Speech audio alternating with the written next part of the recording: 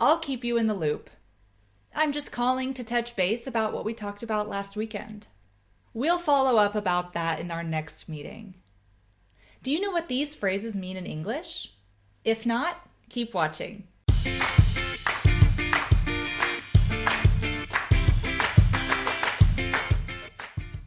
Welcome back to Lingoni English.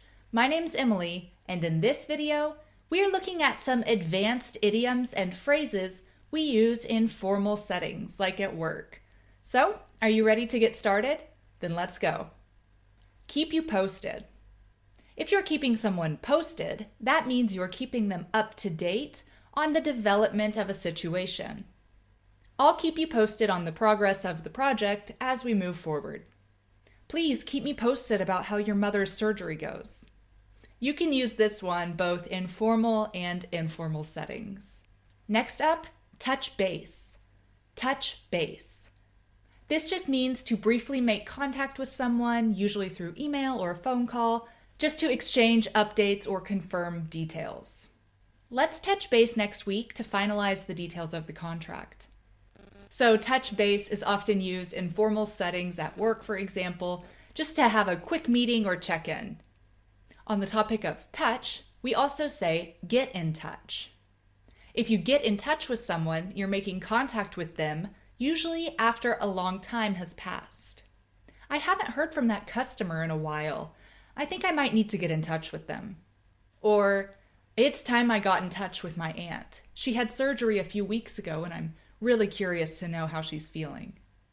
So with get in touch, this can be definitely formal or informal. You can use this in a lot of different settings. So use get in touch when you're establishing contact or reconnecting with someone. Number 4 is follow up.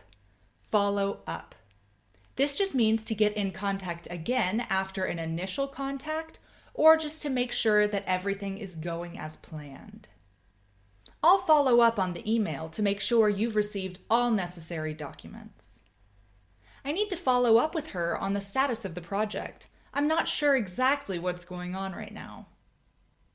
Typically, follow up is reserved for more formal settings, but of course you can say it also in informal settings. But you will definitely hear it a lot in the workplace, for example. Okay, back to that word touch, we've got another.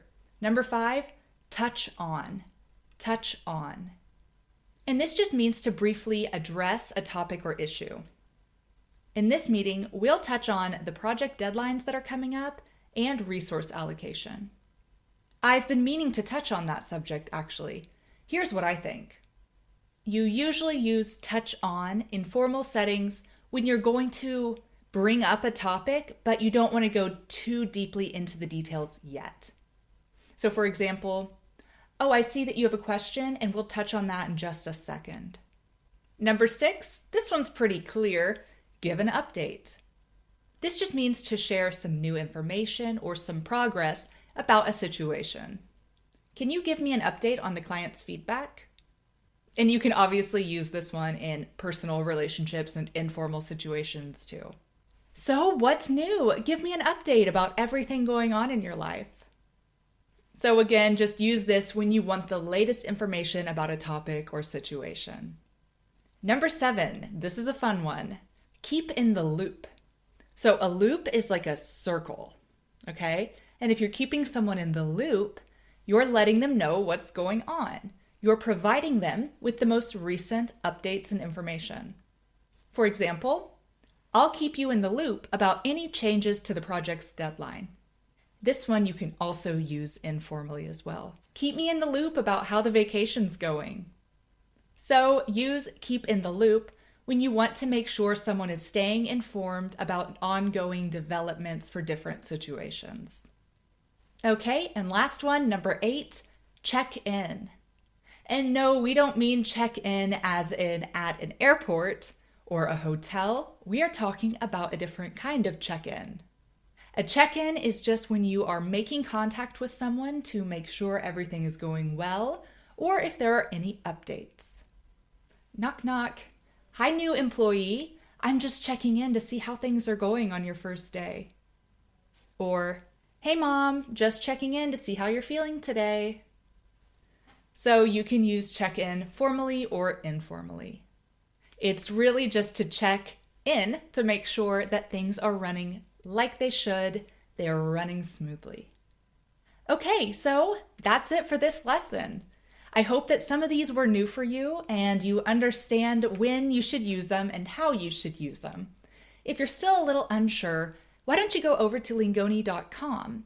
There we have a worksheet for this lesson, as well as some interactive exercises to help you practice what you just learned. Also, if you're up for it, why don't you try using some of these expressions in the comments below? We love to read what you guys write. Okay, well that's it for this video. Thanks so much for watching, and we'll see you next time at Lingoni English. Bye!